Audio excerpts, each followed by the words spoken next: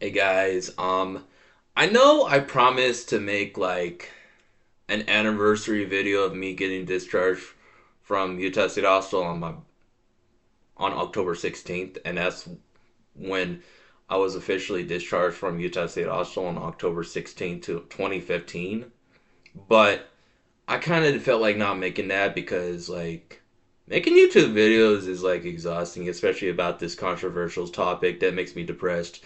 And in fact, I hope this video is going to be short and whatever I say about my whatever. This is just like about the video being titled like why mental institutionalization of people unless if truly valid and as a last resort. Most of the time, it's just like extremely corrupt, and when it's like really done badly in the way that Utah State Hospital has been done, it's sort of like sad, and it's like a betrayal of like people with disabilities, and it's a scam in that case because like people pay like an average of like $24,000 a month or more for each male patient to be residing in the Utah State Hospital. I mean, don't get me wrong. I'll put like an explainer here.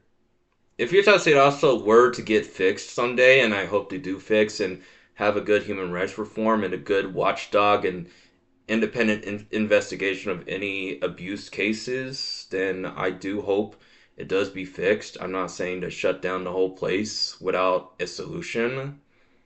And I think Utah State Hospital can be fixed and have good human rights reforms. But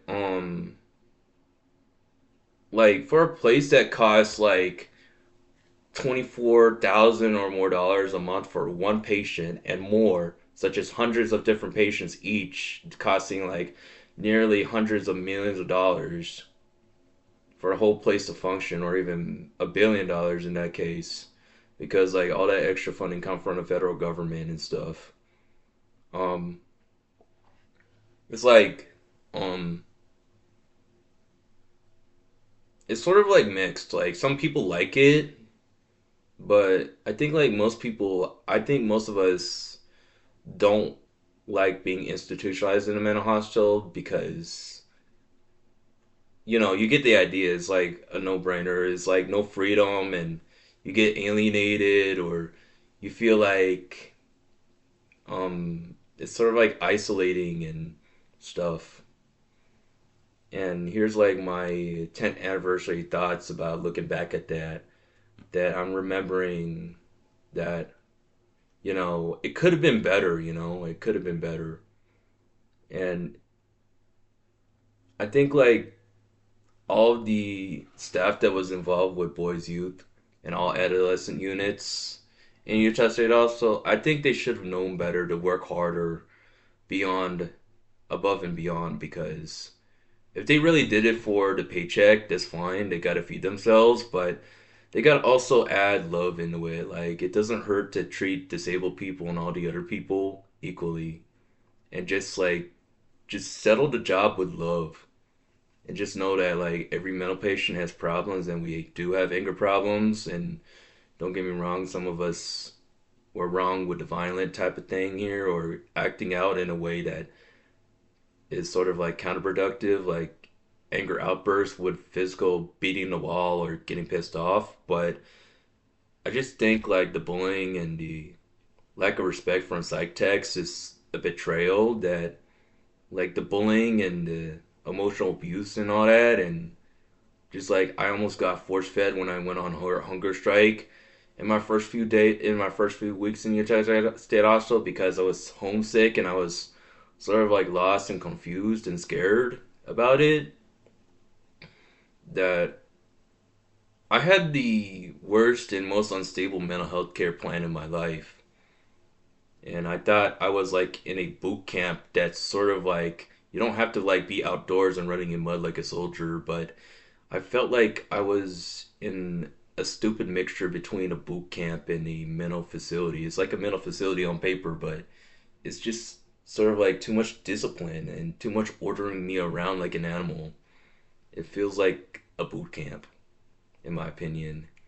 And all this other stuff is like, how does this make any sense that it costs like 24,000 or more dollars a month for me and each of the other minors? I'm even gonna add adults out of it because like adults are adults, but it like that is no way to enjoy your youth. That is no way to enjoy being a kid or being a young a young boy in there of any age or young person of any age below 18, because I mean we're kind of like kids, we don't know any better, and we shouldn't like have adult style anger, we shouldn't have adult style traumatic events of like adult style violence and this adult style punishment where like honestly I had punishments that belong to adults, all right, in an actual civilized society. I think that seclusion and that isolating room that looks like a prison cell and that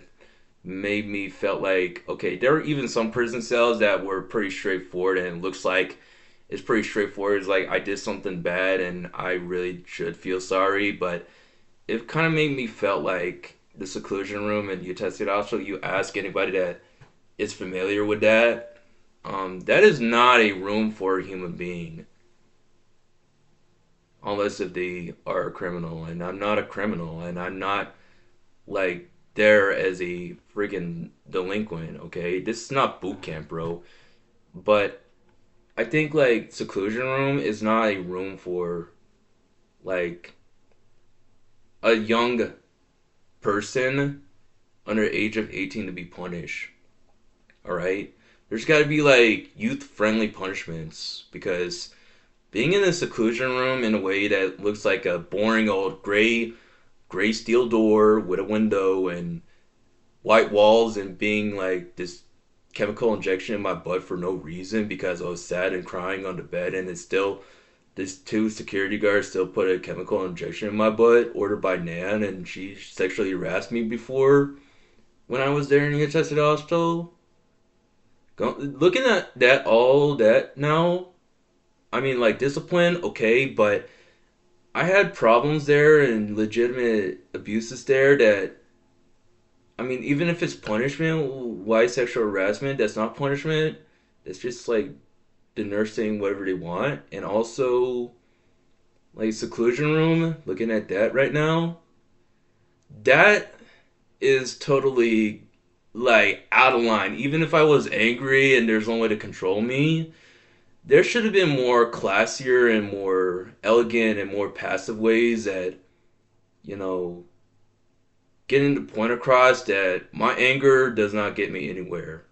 All right, me being angry does not get me things, and seclusion room is not one of them because I don't think that you should be like putting a teenager or anybody or any minor in a seclusion room like an animal. And even if it is, like I think like there is a rule according to the Disability Law Center website that you have the right to get out the seclusion room when you feel calm and you want to get out of there. But there was even like a time at that night in March 2015 that I was like in there for like an hour and a half. I got the chemical injection in my butt because they thought I was getting angry and they kind of like used too much force on me, and I almost like fainted, and I almost got hospitalized over that. And I honestly thought like YouTube don't censor my video or don't demonetize my video, and if you do, fine. But this is like for educational purpose, and I'm gonna like say this.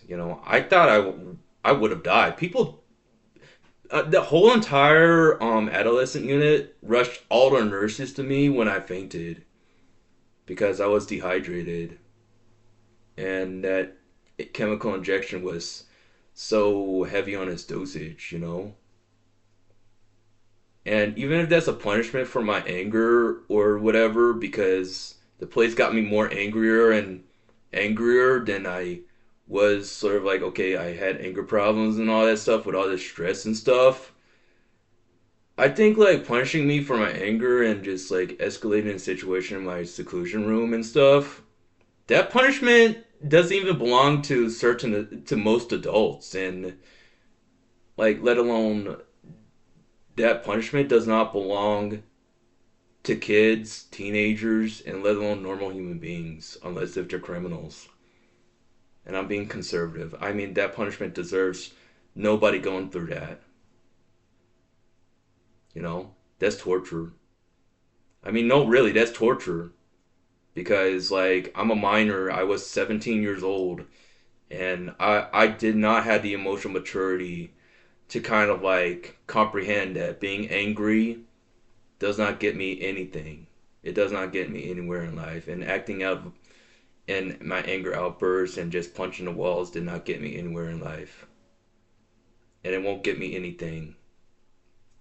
But like the way that I've been punished in seclusion room and the weird things and the stupid things that happen in seclusion room, I mean, that is not how like a minor should be punished. And if you're from Utah State Hospital and you are familiar with a seclusion room, I'm saying this is like a minor that still remember it and have nightmares about it. And I've even been strapped on a bed in the seclusion room, and all that nurse Nad said that she just been an old stupid woman and told me just get used to it. Stop complaining. Like for a place that's called a mental hospital and trying to get me better, like in that case, like Utah State Hospital is not really a legitimate mental hospital at that current state in 2014 to 2015 because it's so stupidly run that I wonder if the people who are running the actual psych tech team and the whole entire treatment team and the whole entire staff force in Boise Youth, I wonder if they really understand mentally disabled people as equals and people who need love and need to be better. Like, and even if you are one of those people like Brad, the administrator, or Dr. Miller, any of those people, and Doug Stone, if you're watching this video, then thank you for watching this video. You're like the only one, and the other doctor being Dr. Steed, the psychologist I trust. Like, explain to me, like, what school of thought and what proven psychiatric and what proven psychiatric doctrine out of the American Medical Association manual and all that stuff justify like seclusion room and the malpractice in seclusion room boys youth, then what's going on, man? Because you can't like force people to like be siphoned out of their money by the federal government of the United States and Utah state government and all these other governments to like waste $24,000 a month on me being like traumatized, and Utah State Hospital still gives me nightmares about seclusion room. That I believe that even seclusion room, even if it's got to be a punishment and there's no better way, I think there should be a better way. I think there should be a study on how to like make the seclusion room look more kind of like not look like a nightmare to go through. And it does not feel like an actual prison cell. It's like a place that, you know, you calm down and you just feel like a human being. That, yeah, you know, I've been angry, I messed up, and, you know, I should be, you know, fine and I should be free to get out and when I just chill out. But when I was given this one time in the seclusion room, that Shane was being stupid and like scratching the seclusion room door, and he was just like pushing my buttons, and he just won't stop because he has nothing better to do but just to do that stupid stuff. And I want it out of the seclusion room, but to get me angry in there and push my buttons even though you don't need to, like, that's not a psychiatric method and like making me calm. That's just teaching me a lesson that no, it's not teaching me a lesson to not be angry and I'm wrong. Alright? I'm not wrong unconditionally over being angry because some of these psych techs have bad personalities and they don't know how to just like be nice for once. Be nice to people in seclusion rooms and stop bullying us.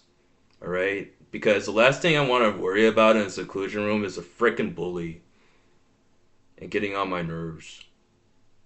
That I even researched for this whole entire decade on how to make Utah State also a better place. Because I have to be my own doctor and my own activist and my own researcher. That there's not even like all this ACLU lawsuits or not even a single lawyer that can help me on my case. They're saying like, oh, this is too late and stuff. That I don't even want the Utah State Hospital shut down at this point. I just want them to be alive to the point where there are more people who are saying that this place needs to change. And if it doesn't change, then this place is a scam where doctors get overpaid and they get fat pensions, and it's just like a money, it's just an extortionist stupid scheme. It has nothing to do with psychiatry, okay? It's just like a power play and just like making yourself feel more powerful than you are by inferiorizing at least minors in seclusion rooms. And on that alone, I'm being conservative. It could be like the whole entire adolescent unit is not a real childhood, and that's still people's youths and their energy, all right? And that's just a waste of time to be in there if it's not about mental health. It's about control, or it's just about like getting like the highest paid staff members like Dr. Miller, these other type of freaking psych techs, the highest amount of money as possible to get money and mooch off the government like it's welfare instead of like a job that they have to work hard and solve people's psychiatric problems on. And even if you think that the whole extreme discipline of mental patients is justified, like name a source about why like seclusion room and all this crappy bullying and corruption and extreme discipline is psychiatrically and psychologically justified, because I really just can't find it. Because you're adding all this other personality issue bull crap on me and you're just giving me drama. And it's just like, I felt like even like criminals in jail, they probably get treated better than than adolescents in the adolescent unit where we're just minors. And you adults are very scary with your powerfulness, and you just like even like you know slam me on my face, and one of the security guards said, "You deserve it. Shut up." And I don't think Utah State also is a real mental facility. And if I had like Doug Stone and Dr. Seed and all these other people help me, I think there's always a balance between good and bad. I guess there's always good people and bad people in everywhere, okay? But I think like that place needs to change, and it needs to have like an independent investigation, all right? And what's wrong with human rights expansion? What's wrong with changing the way that patients are treated, okay? And even if it's like, okay, you can't swear, you can't like do whatever you want when you want, it's just like slow down with like at least like the seclusion room, okay? All I'm just asking at this point, seclusion room should not look like a prison cell. And if any person wants to get out of the seclusion room and they feel like they calm down, it is their human right. It's written in the Disability Law Center, disability Utah State Hospital residents' rights, that we have a right to get out of there when we want to get out of there. And we should not be in there like a slave. And if we can't get out of there, then that's slavery. All right? Because if it's not okay to like enslave anybody, I get that, but institutionalization is slavery. And I don't get how like the current way that Utah State Hospital's mismanaged is just like more of a stupid mixture between a boot camp and just a mental hospital on paper. I don't get it. I really just don't. And if it's not like a real actual boot camp, I know, but it's just like, to me, in my opinion, and this is like all my opinion, I mean, at least boot camp is more straightforward. Like, hey, it's like, okay, there's extreme discipline, there's drama, I need to deal with that crap. But like mental hospital, I should be feeling like I'm relaxing, and I should feel like I focus on getting my mental health better. I should not deal with all that drama and all that bullying and like problems and punishments that belong to adults as a minor, you know what I mean? Because I was a minor. So I came out more traumatized and more problematic from Utah State Hostel than before I went in there. And Utah State also ruined my future because I lost high school credits and I lost the will to go to school after that because I didn't graduate on time after I got discharged at 18 and I was struggling in 12th grade. That, like, I think that Utah State Hostel failed me and made me failed even more as a person and destroyed my financial life because I didn't finish school and, like, I almost graduated high school, but I was only 2.5 credits short. But I did got my high school diploma in 2021 from adult ed, so that's good. But, like, I mean, then again, like, if you hear me, like, don't avoid mental treatment if you need mental help. Like, it's better if you get the help anyway and stuff. And you can go on my channel and watch my previous YouTube video about, like, Utah State Hospital review, and there's, like, all the disability resources and stuff. Or you need to go to your trusted therapist and social worker to contact Disability Law Center or some lawyer that will help you with your disability rights. You're entitled to that.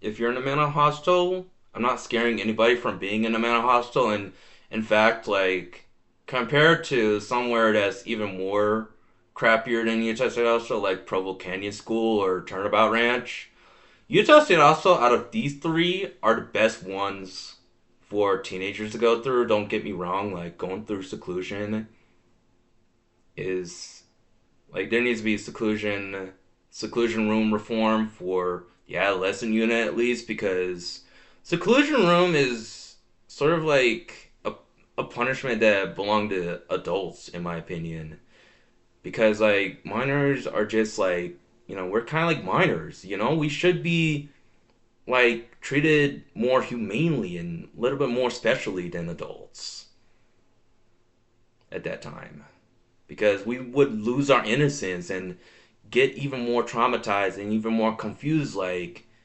what's so special about the people with no mental disabilities? They get cuddled and cuddled and cuddled, and they have too much privilege compared to, like, people with mental disabilities. We're just, like, abandoned, and people do whatever they want to us. Then that creates a sort of inferiority and sort of inequality.